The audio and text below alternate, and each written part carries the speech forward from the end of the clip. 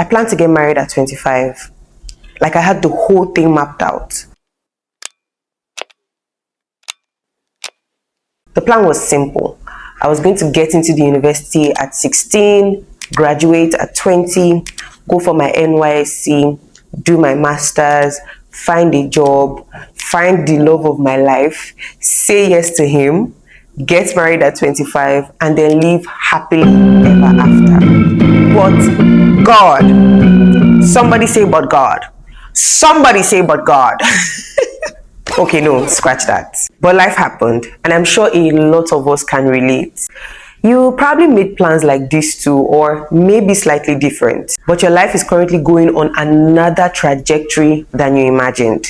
Maybe your own wasn't even marriage. Maybe you thought, oh, I'd own a house by now, or oh, I would have figured life out by now, or oh, I would have been happier by now, or I would have children by now, or I would be successful by now. But somehow your life is going in a completely different direction than you imagined. You are not alone, my bro. The thing is, we plan because God gives us visions, dreams, interests, and desires. But when they don't come to pass, it's not because God doesn't love you or want you happy. It's because life is not a one-way street, and God has specific purposes for our lives. I was studying the Bible this morning, and I was reading the book of John chapter 2, the story of the wedding at Cana. For those who don't know, one of Jesus's first social gathering was a wedding. Just imagine having Jesus at your wedding. Well, those people, Jesus wasn't revealed yet, so they would. Anyways, I digress. So, Jesus is at this wedding, and in the midst of all the rejoicing and excitement, the wine finishes. If I were the bride, I wouldn't want to hear such at my wedding.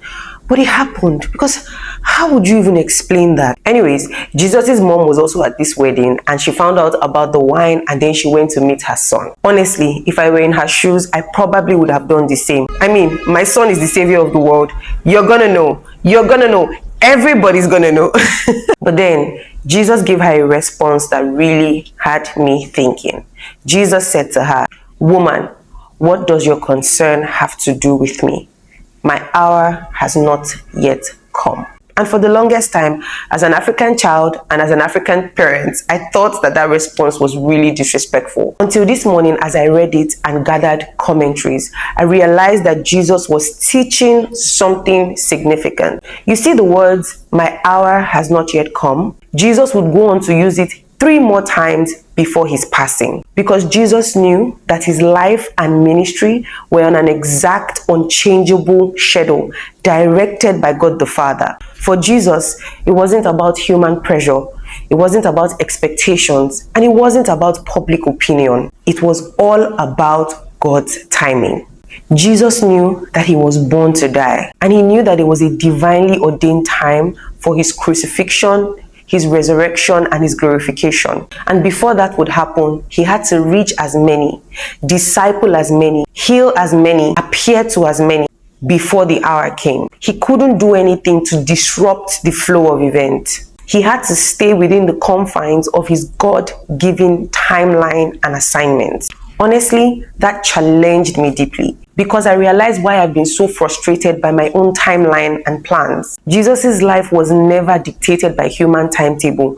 Even when his mom asked him to turn water to wine, or when his brothers told him to show himself to the crowds, he stayed aligned with God's timing. We are God's children. We are tools on earth. And I think that we have to get to a point where we truly understand that God has specific purposes for our lives. And our own assignment is to find it and stick to it. It's really hard, I'm not going to lie, because me too, I'm just starting today. And to even make it worse, I'm someone who likes to have control over things. I'm someone who likes to have my plans and just stick to it. But I'm learning, slowly but surely. So, even though my plans have been shattered, I encourage myself in the Lord, knowing that he has the bigger picture. He controls times and seasons, and he will not disrupt his plans for my life. He has good plans. I know that he does. And I believe that he has good plans for you too. So now, I'm learning to take it one step at a time, letting God teach me to follow him every day, learning to lose my grip a little more and trust him a little deeper. if your life looks different from what you imagined, I hope this reminds you that God is still present in the unexpected version of your story. And I hope that this blessed you.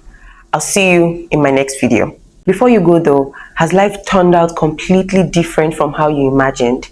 If yes, please let me know what God has been teaching you through it in the comments. Bye.